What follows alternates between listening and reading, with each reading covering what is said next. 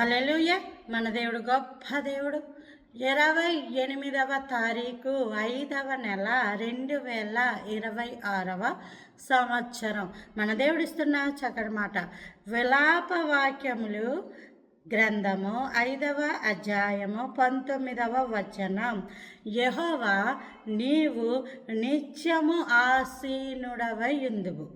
యెహోవా నీవు నిత్యము ఆసీనుడవై ఉందువు. మన దేవుడు నిత్యము సింహాసనం మీద ఉంటాడమ్మా.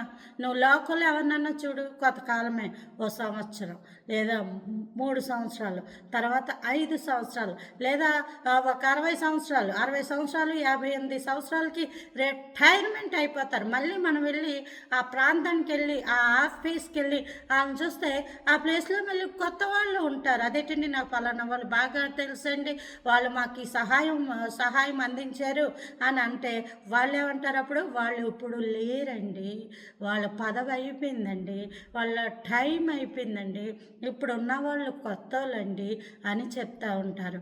కానీ నీవు ఆలకించు, నీవు ఆరాధిస్తున్న నీ దేవుడు నిత్యము ఆసీనుడు. ఈయనకి టైం లేదు.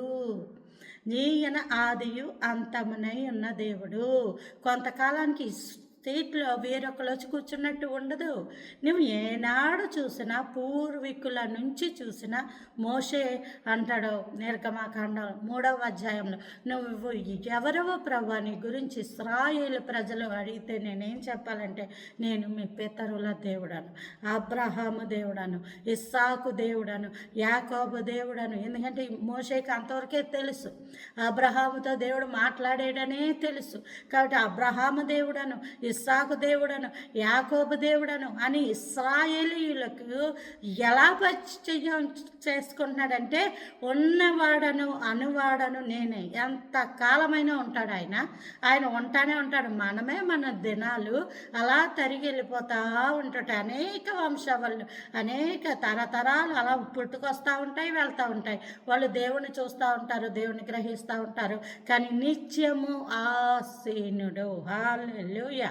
ఈయనకి టైంతో సంబంధం లేదు. ఎందుకంటే సూర్యుడు చంద్రుడు భూమి మీద మాత్రమే పరిమితం.